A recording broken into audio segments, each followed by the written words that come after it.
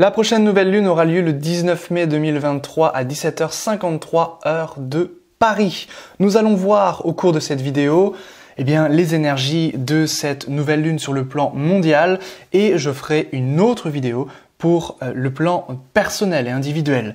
Bien entendu, une nouvelle lune est toujours reliée à une éclipse précédente, celle qui l'a précédée, et l'éclipse est toujours reliée à l'ingresse solaire, c'est-à-dire au passage du soleil à 0 degré Bélier.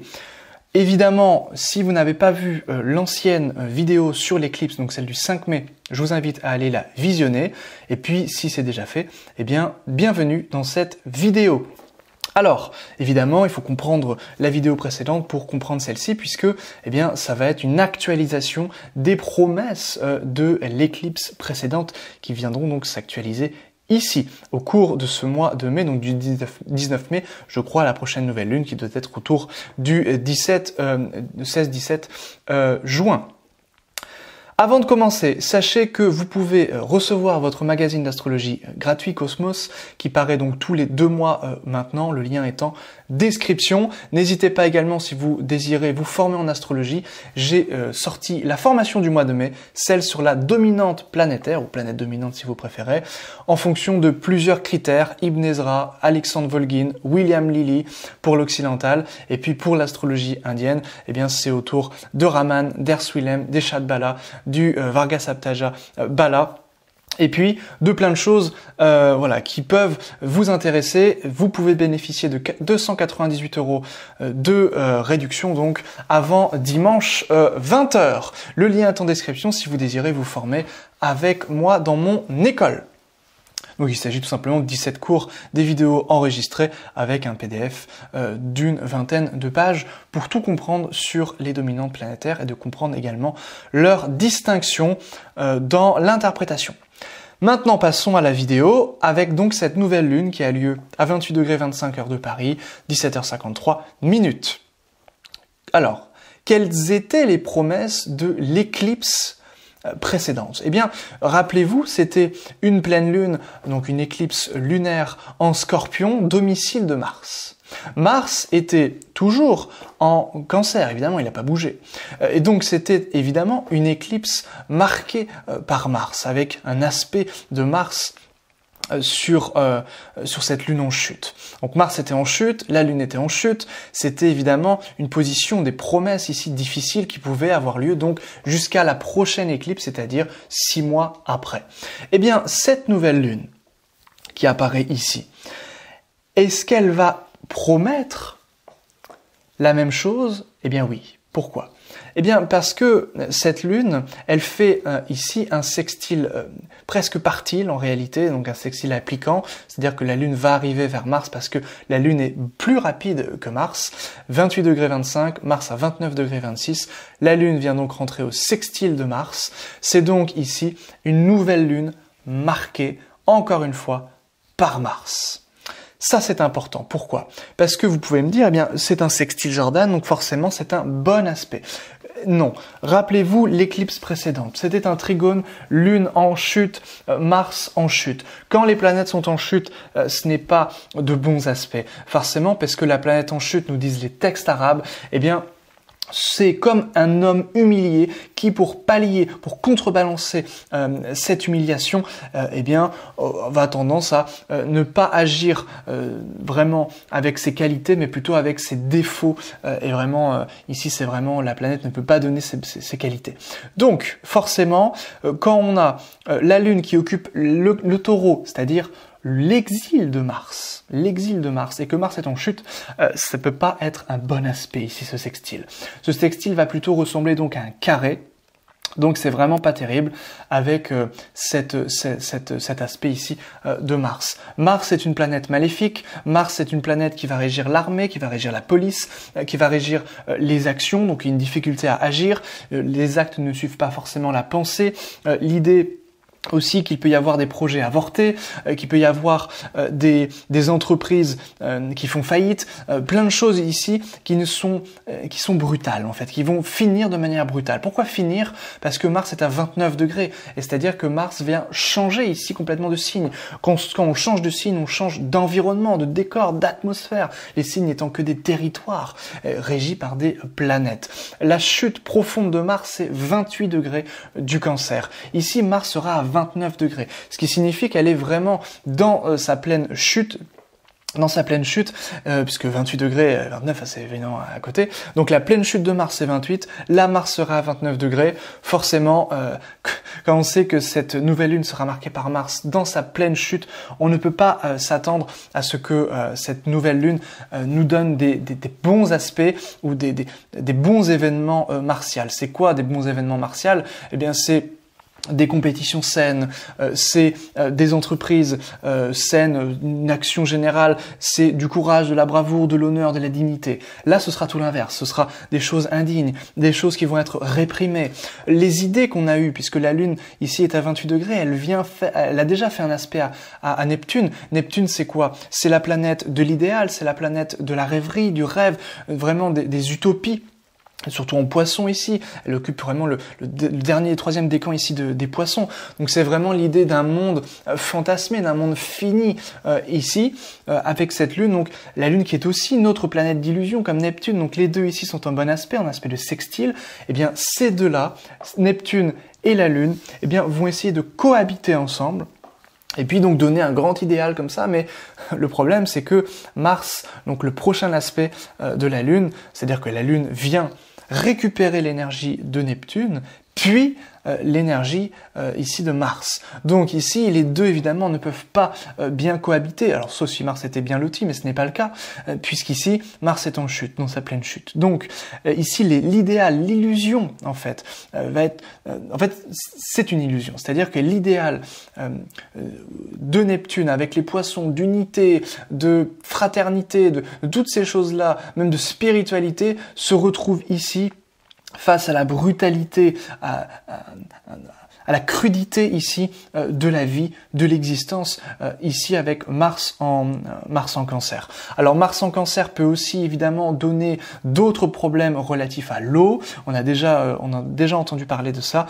Donc des problèmes reliés évidemment, souvenez-vous, la guerre de l'eau avec les bassines, les problèmes reliés au robinet, c'est-à-dire l'eau du robinet qui sont infectées, Mars régissant les infections, Mars régissant la fièvre aussi. Le signe du Cancer peut régir ici, en plus Vénus est dedans, eh bien la féminité. Ici, tout ce qui touche aux femmes, donc ici évidemment il peut aussi y avoir un combat relié aux femmes, un combat relié notamment au féminisme ou relié à quelque chose de relationnel, la jalousie. Toutes ces choses-là peuvent aussi avoir une importance considérable durant cette nouvelle lune. Alors la Lune, elle va être où? Elle va être en Taureau. Le Taureau, c'est évidemment un signe où les choses fleurissent, c'est un signe de ressources, un signe de bien, ça régit le cou, donc la parole, la gorge, la voix, l'alimentation. On a donc ici un combat qui va s'opérer, vraiment qui va être émotionnel, qui va être relié aux besoins primitifs de l'homme, c'est-à-dire le fait de se nourrir, le pouvoir d'achat, l'alimentation, l'agriculture encore, ça va être renouvelé cette histoire entre le 19 mai et le 17 juin.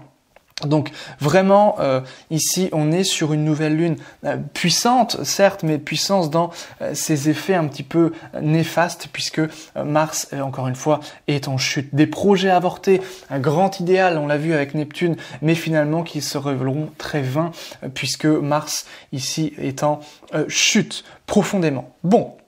Alors vous voyez que déjà là on a une nouvelle lune un petit peu décevante par rapport aux promesses. Si jamais vous êtes un révolutionnaire, eh bien là c'est décevant pour vous. Si au contraire vous êtes une personne qui est traditionnaliste et qui veut pas que les choses bougent, là ça réprime la police, l'armée, toutes ces choses. Ça va continuer à réprimander les nouvelles activités, les nouvelles initiatives, les nouveaux élans ici, les idéaux en fait de vie avec Lune-Neptune, pardon, qui sont complètement réprimées, qui sont punies même ici avec le Mars. Le Mars en chute, c'est vraiment la punition. C'est la maman qui punit, qui met au coin l'enfant. C'est vraiment cette idée-là. C'est la fessée, si vous voulez, le Mars ici en Cancer. Donc voilà, des petites choses un petit peu violentes, un petit peu paradoxales, avec Neptune l'idéal, voilà, tout est beau, et puis le Mars ici qui est évidemment très compliqué, très problématique. Alors, nous avons d'autres, évidemment, configurations importantes. Nous avons l'entrée de Jupiter dans le signe du Taureau. Alors ça, c'est important. Jupiter, c'est quand même l'optimisme, c'est la planète bénéfique de l'astrologie, ce qui signifie quoi? Ce qui signifie qu'elle est positive pour les attributs du domaine occupé. Donc ici le Taureau, eh bien ça va donc ça dure 1 an le Jupiter en moyenne, il reste 1 an dans un signe, donc Jupiter ici en Taureau, eh bien logiquement donnera quand même des biens, des ressources. Donc ici, on va beaucoup parler des ressources, ça peut être le pétrole, ça peut être l'or, ça peut être tout ce qui touche aussi à l'agriculture. Alors Jupiter, il vient donner un nouvel élan, un nouvel optimisme ici, un nouvel élan optimiste par rapport à toutes ces notions-là. Mais évidemment, Jupiter, c'est aussi l'excès. Ici, il va rejoindre le nœud nord qui est quasiment toujours rétrograde et qui vient donc être conjoint à Jupiter. Donc là, ça peut donner vraiment un côté un petit peu excès dans l'argent, dans les biens, dans les ressources. Alors ça peut quand même être favorable pour des récoltes en termes d'agriculture, ça peut être favorable pour toutes ces choses-là, mais sur le plan un petit peu plus relié à la bourse, là par contre c'est moins bon. Pourquoi? Eh bien vous savez que plus les récoltes sont bonnes, par exemple sur les matières premières, moins il y a de valeur. Donc plus le cours baisse. Eh bien c'est cette idée-là qui va se passer. C'est-à-dire qu'ici, lorsqu'on a de bons aspects ou de bonnes conjonctions, de bonnes configurations, pardon, eh bien le cours baisse puisque entre guillemets tout va bien. C'est un petit peu cette loi qui est un peu paradoxale, mais voilà. Donc si vous êtes relié au monde de la bourse ou aux matières premières, que vous investissez dans l'or ou le blé, et bien évidemment, plus il y a de blé, plus il y a d'or, moins ces matières ont de la valeur et plus le cours baisse. Donc évidemment, ça se répercute et ça se voit très bien dans l'astrologie. Donc voilà des petites choses ici reliées au Taureau, qui peut être reliées aux finances, qui peut être reliées aux biens. Évidemment, ça peut être lié aux banques, puisque Jupiter régit les finances. Donc là, il va y avoir une nouvelle importance du monde bancaire, des banquiers notamment, des gens puissants. Jupiter peut régir les magistrats, les juges, peut régir vraiment les gens haut placés, les ministres bien entendu. Donc ici il pourrait y avoir de nouveaux scandales avec des ministres. Pourquoi? Parce que le nœud nord vient entraîner des scandales, vient entraîner quelque chose qui est flou, parce que le nœud nord entraîne les éclipses, donc c'est lui qui donne les éclipses. Donc peut entraîner quelque chose de confus, d'obscur, de manipulation encore une fois. On a Mercure qui est passé direct il y a quelques jours, le 15 mai je crois.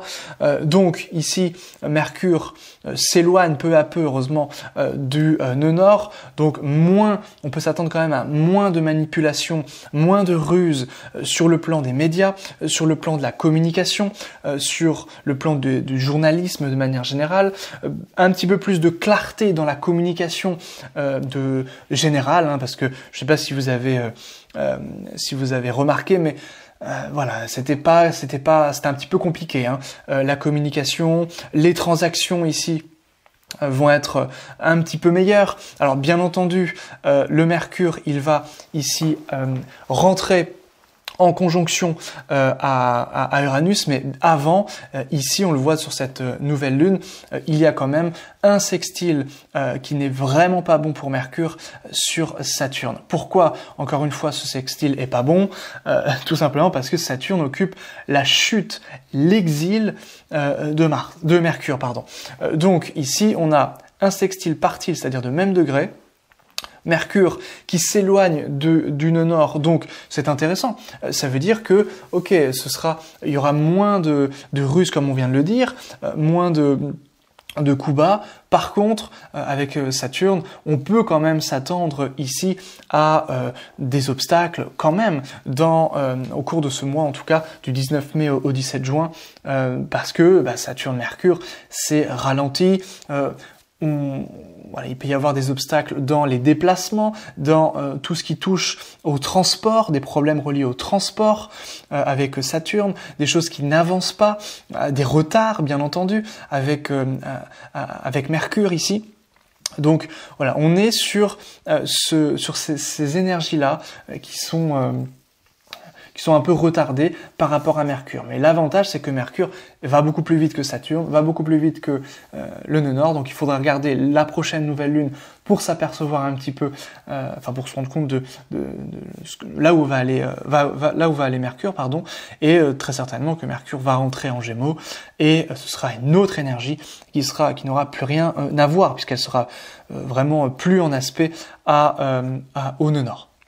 Là, elle est quand même encore en conjonction.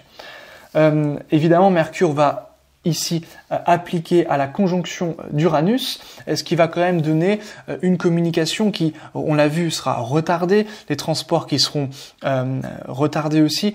Eh bien, ce Mercure rentrant à la conjonction d'Uranus va pouvoir donner quand même un petit peu d'énervement, de colère, de flamme. Encore une fois, ça vient donner un petit coup encore de plus martial, de plus feu encore que déjà ce sextile de Mars à la Lune. Alors, je prends pas vraiment la conjonction d'Uranus à la Lune, tout simplement parce que il y a un écart de 9 degrés, c'est un petit peu trop au niveau de l'orbe ici. Vous pouvez le considérer si vous prenez une domification zodiacale, si vous voulez, c'est-à-dire en réalité un signe égale une maison sans ordre, ça c'est ce qu'on trouve en astrologie indienne, principalement, ou dans l'astrologie grecque, hellénistique. Mais on peut quand même s'attendre avec la lune Mars, la lune qui vient quand même de Neptune et qui était avant Neptune chez Uranus, ici à des idéaux qui sont encore une fois avortés, des projets qui n'auront même pas commencé en fait, qui sont morts avant d'avoir commencé. Donc c'est vraiment cette idée-là qui est centrale. Donc évidemment, beaucoup de planètes en taureau. On a 1, 2, 3, 4, 5, 6 facteurs célestes ici dans le signe du taureau. C'est évidemment le signe important de ce mois-ci qui va être qui va concerner plutôt donc l'argent, le pouvoir d'achat, l'agriculture, les banques, les finances, le monde des affaires, qui va pouvoir concerner éventuellement la pollution, parce que c'est ce qui vient, c'est ce que ça m'évoque en tout cas, même si c'est plutôt évidemment les signes d'air qui seraient reliés à ça, mais il y a quelque chose ici qui est de l'ordre, je trouve, de la qualité de vie, voilà, plutôt. J'allais dire qualité de l'air, mais c'est plutôt la qualité de vie ici dans ce signe du taureau.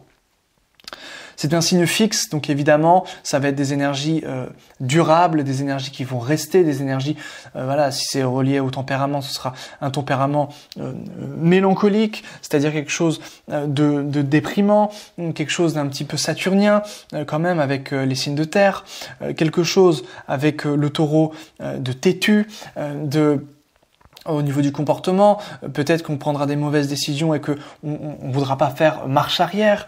Donc voilà un petit peu les grandes énergies en tout cas que je peux voir du point de vue un petit peu mondial sur point de vue un petit peu global. Si je prends le thème de Paris, donc évidemment là on fait vraiment de l'astrologie, c'est-à-dire qu'on met les maisons en jeu, eh bien on retrouve une nouvelle lune en maison 8. Donc ça, évidemment, vous savez ce que c'est la maison 8, hein, c'est la maison des grandes transformations. Donc comme la lune est exaltée, ça va être des transformations qui pourront être importantes.